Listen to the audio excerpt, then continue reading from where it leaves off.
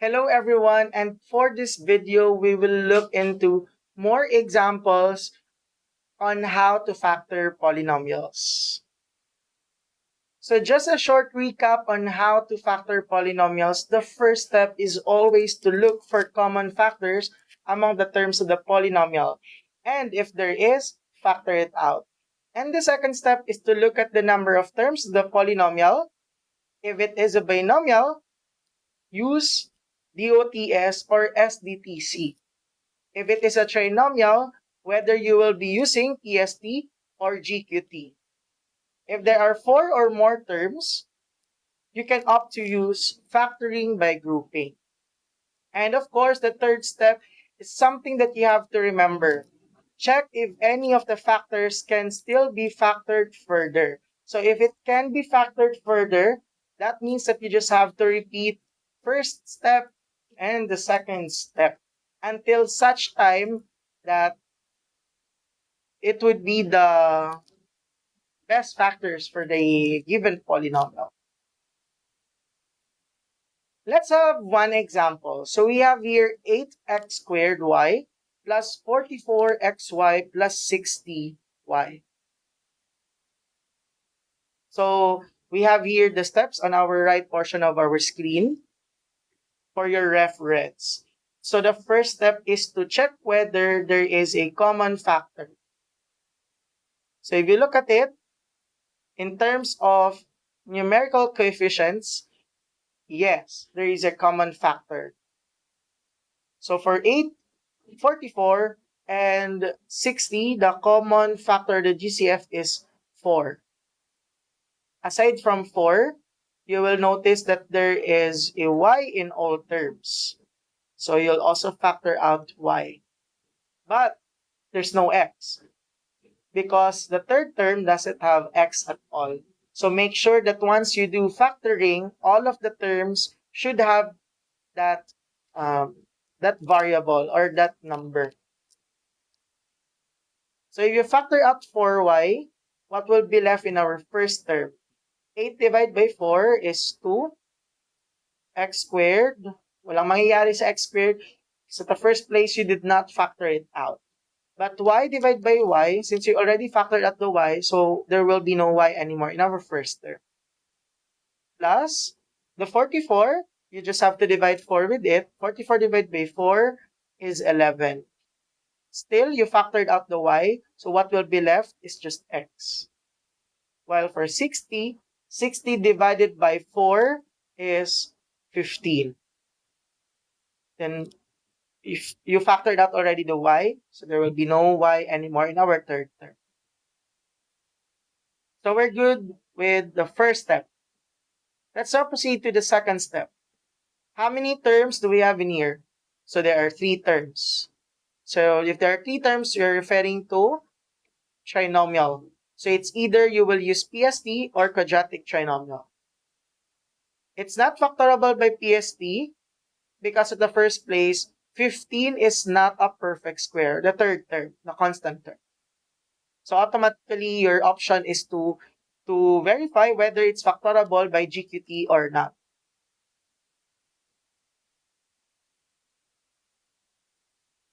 So it's expected that there are 2 binomials as an answer.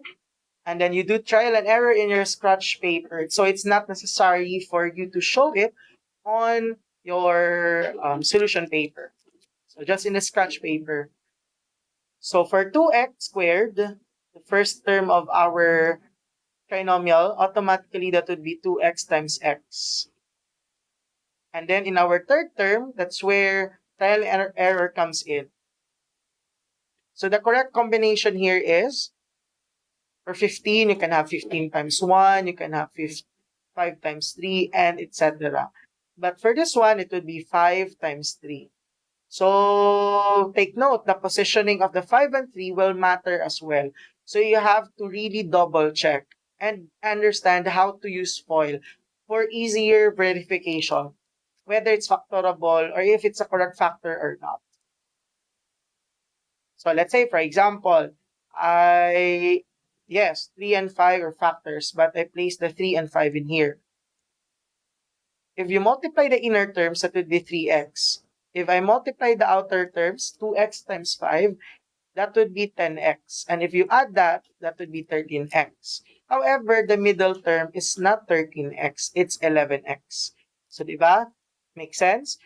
You have to double check the positioning of your factors once you do trial and error. So what could be the correct arrangement? So it must be 2x plus 5. 5 goes with 2x and the 3 goes with x. So let's double check. Of course, the first terms would result to 2x squared. The last terms, 5 times 3, should result to the third term. Let's verify the middle term. 5 times x, 5x. 2x times 3 is 6x. And if you add that, that would result to 11x, which is now the middle term. So this is the correct factor, 2x plus 5 times the quantity of x plus 3. So we're done with second step. Third step, verify if we can still factor 2x plus 5. So there's no GCF, and you cannot factor it anymore. Same with x plus 3. So that means we're good. This is our final answer. 4y times the quantity of 2x plus 5 times the quantity of x plus 3.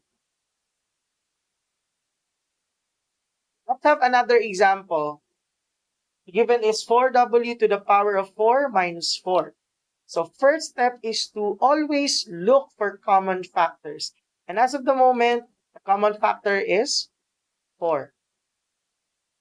Now, if we factor out the 4, what will be left in the first term is just w to the power of 4. And in our second term, we factored out the 4. So that means it's not just a 0, but it's a 1. There you go. So we're done with first step. So we're now down to the second step. So how many terms do we have here? There are 2 terms. So your option is either DOTS or SDTC. Hindi siya SDTC because w to the power 4 is not a perfect cube. Ginagamit lang natin si SDTC if it is a perfect cube. Okay?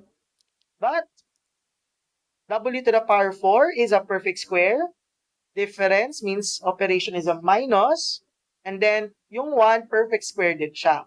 So that means it's factorable by DOTS. So paano natin siya ma-factor ulit sa DOTS? So just take note, you get the square root of w to the power 4. So, w to the power 4 is a perfect square because that's w squared times w squared. So, kaya natin siyang i-multiply by itself twice. So, the square root of w to the power 4 is w squared.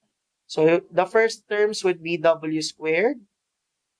And then, get the square root of 1. 1 is just 1 times 1. So, 1, 1. Then, opposite operation, plus, then minus. Okay. So we're good with second step. Third step, double check if may ma-factor pa ba tayo. So, unti-unti natin. So, w squared plus 1, wala nating magagawa dito. Wala din siyang GCF. There are 2 terms, di din siya pwedeng DOTS kasi nga hindi siya difference plus siya. Di din pwedeng SDTC because w squared is not a perfect cube. So, that's it. How about the next factor, w squared minus 1? There's no GCF. There are 2 terms, so it's either DOTS or SDTC. However, if you notice, difference, so minus. W squared is a perfect square because it's W times W. And 1 is also a perfect square. Ibig sabihin nito, kaya pa nating i-factor si W squared minus 1. So using DOTS, there are 2 binomials to factor this out. You get the square root of W squared, which is W. So that would be our first terms. Then the square root of 1, that would be our second terms. Then, to complete DOTS, plus or minus lang. Plus or minus yung ilalagay natin sa dalawang binomial. So there you go. This is the final answer. 4 times, wait lang, parang sumobra yung box ko. Yan. So our final answer is 4 times the quantity of w squared plus 1 times the quantity of w plus 1 times the quantity of w minus 1.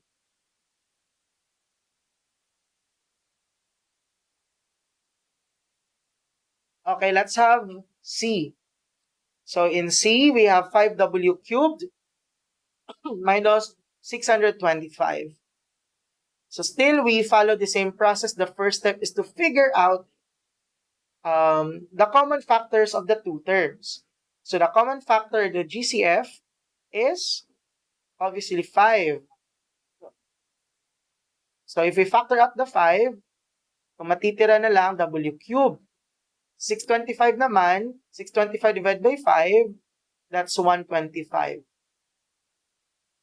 Okay, now, we're done with the first step. Second step, identify the number of terms. There are two terms, w cubed minus 125. So it's either DOTS or SDTC. Hindi siya DOTS. If you have W cube, obviously, hindi na siya perfect square. Kasi W cube is W times W times W. You cannot think of, of the polynomial multiplied by itself 2 times. It will result to W cube. So automatically, hindi na DOTS. So perhaps you can explore of SDTC, sum or difference of two cubes. Yung first term, perfect cube. Yung 125, the second term, is also a perfect cube. That's 5 times 5 times 5. Then, minus. So, ibig sabihin, difference of two cubes yung gagamitin natin. So, paano nga ulit yon? Yung expected result natin, dapat binomial times trinomial. To get the binomial, you get the cube root of w cube, which is w. Copy the operation in the given, minus. And then get the cube root of the second term, 125, which is 5. Now, for the trinomial, get the square of the first term. First term ng ating binomial is w, so w squared. Then, opposite operation. So, this is minus, so this would be plus. Then, you multiply both terms, w times 5, 5w. Then, always plus. Then, we get the square of our second term in our binomial, which is 5 times 5, so 25. So there you go. And afterwards, you just have to double check if we can still factor that out based from our third step. So ako na nagsasabi, wala nating magagawa dito, so this would be our final answer. So that's 5 times the quantity of w minus 5 times the quantity of w squared plus 5w plus 25. Okay. We're now down to our last example, x squared minus 6xy plus 9y squared minus 25. So if you want, you can pause this video and answer on your own and then verify afterwards. For now, I assume that you have your answers already. So let's look into the first step. First step, may common factor ba tayo? Okay, wala. Kasi x, wala namang x sa third term. Y, wala din mo namang y dito sa first term. Di din pwedeng 3 or 2, wala namang number dito sa x squared. So that means, for first step, we cannot do anything. We don't have to factor out anything. So let's proceed to the second step. There are, we just have to count the number of terms. So that's 1, 2, 3, 4. So there are 4 or more terms. So the option is to use factoring by grouping. Now, when you do factoring by grouping, you group together those terms with common factors, or if not, if it's factorable by the other factoring techniques that we know. But what will I show now is quite rare and different, because my technique now is to group together x squared minus 6xy plus 9y squared. So why did I group them together? Because if I group them together, that would mean these are trinomial. So if there are 3 terms of trinomial, I have my option PST or quadratic trinomial. So if you notice, kung titingnan natin si PST, si first term, perfect square. Si third term, perfect square din. 3y times 3y. How about the middle term? So take note that magagamit si PST kapag may 2 times the square root of the first term, square root ng x squared is x, square root ng third term, 9y squared is 3y. Okay, multiply natin. 2 times x, 2x. Times 3y, 6xy. Okay, there you go. So, ibig sabihin nito, it's factorable by PST. So, the reason why I group them together, for me to use PST as a factoring technique. So, what would be the factor? So, it's expected that there are two binomials. Then you have x. Then x here as well. Copy the sign here. So, minus 6xy. So, minus din ito. Then the square root of 9y squared would be the second terms of each of our binomial. So, 3y. As I've mentioned a while ago, we can write it as the square of... Ay, sorry. Mali yung nasulat ko. Purahin ko lang.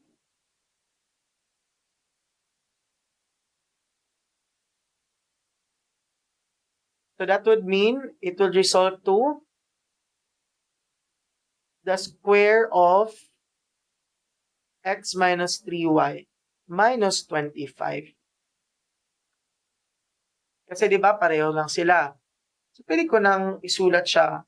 I just have to write the binomial once and then put an exponent 2. Now, can you still factor this? The answer is yes. Since they belong in one group, that would be considered as our first term. And this will serve as our second term. And this is our operation. Notice that this is a binomial. If it's a binomial, you have options, DOTS or SDTC. So si DOTS, pwede natin gamitin dito because at the first place, the first term is a perfect square.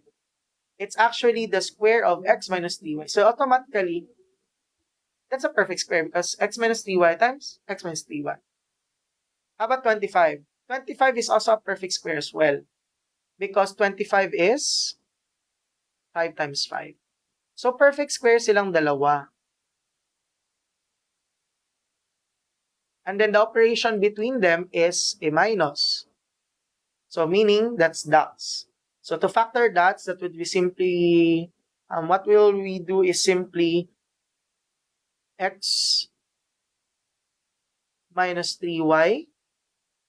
Okay, that's the square root of x minus 3y. So isa lang. And then yung ipapartner natin, plus yung kakabila, x minus 3y din yung nauna, pero minus na ngayon. With the square root of 25, that's 5. Square root of 25 is 5. So this is our final answer. So that's it for factoring. So I hope you were able to understand how to factor polynomials. Thank you so much.